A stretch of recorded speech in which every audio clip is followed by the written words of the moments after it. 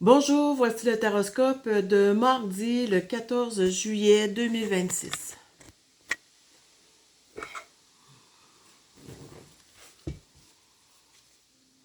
Pour les Sagittaires, on parle d'une renaissance demain, quelque chose de nouveau, d'une renaissance, et puis on parle également que ça va te permettre, quelque chose de nouveau va revenir, c'est comme une renaissance, un changement dans ta vie qui va t'amener un peu de ralentissement. Ça va être bien, c'est bien ça, de prendre le temps de ralentir. Puis la renaissance, ben, c'est toujours quelque chose de nouveau. C'est plaisant. Gémeaux, on parle d'un âme sœur et d'une réussite. Bon, mais regarde, il y a une rencontre peut-être de ton âme sœur, ou en tout cas un lien avec ton âme sœur qui va s'avérer une réussite, c'est certain. Parce qu'un âme sœur, c'est ce qu'on a de. C'est ce qu'il y a de plus près de nous. Alors, c'est ça aujourd'hui pour demain, les Gémeaux. Les Scorpions, on parle d'une promotion et de la sexualité sacrée. OK. Donc, une très belle relation demain.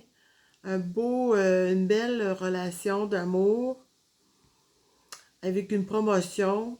C'est de la nouveauté, ça aussi. Une promotion, en fait, je dirais quelque chose qui vient du ciel. Hein? C'est peut-être une rencontre.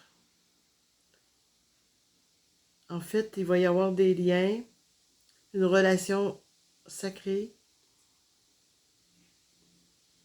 L'univers met ça sur ton chemin demain, cher Scorpion. Les Poissons, on parle d'acceptation et de l'âme. Ton âme te parle. Il te dit d'accepter. D'accepter ce qui est en toi, ce que tu es, ce qui s'en vient.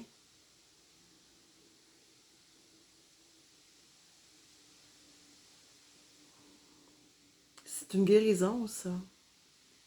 En tout cas, bref, c'est une très belle acceptation. Ça t'apporte du réconfort, puis de la joie, du bonheur, de la sincérité. C'est le message de ton âme. On parle, excusez, pour les Capricornes, on parle d'une passion et d'une célébration. Donc, demain, mardi, c'est la passion qui sera au rendez-vous. Ça peut être une passion avec une personne physique, mais ça peut être aussi une passion que ton être, que ton âme aime beaucoup, qui va se manifester et tu vas pouvoir célébrer. Tu vas être dans la joie.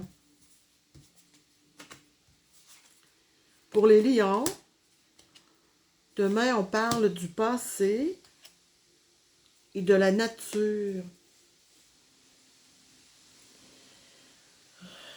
OK. En fait, ton cœur est encore un peu dans le passé. D'une relation qui a été merveilleuse pour toi. C'est comme un élan du cœur hein, qui se rappelle de ce bel amour-là. C'est dans la nature que tu vas pouvoir te reconnecter à cet amour-là qui est en toi. Tu peux l'honorer. Tu peux l'honorer, tu peux la manifester dans ton corps, dans ton cœur. Prends contact avec la nature pour te ressourcer. Puis ça, ben, ça va t'apporter un peu de nostalgie, mais aussi un baume sur le cœur. C'est comme se rappeler des belles aventures, d'un bel amour. Je trouve que tu as des belles cartes, mon cher Lion. La balance, pour le balance, il y a l'engagement et la synchronicité. OK.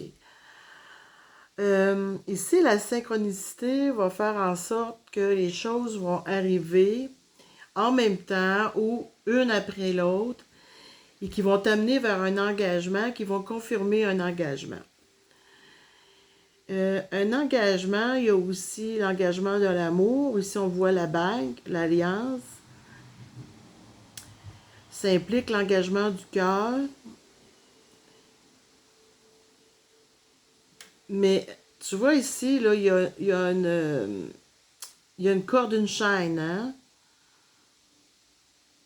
Mais elle n'est pas nouée. Donc, je pense que ça va être un bel engagement. En tout cas, c'est la synchronicité qui va être là. Donc,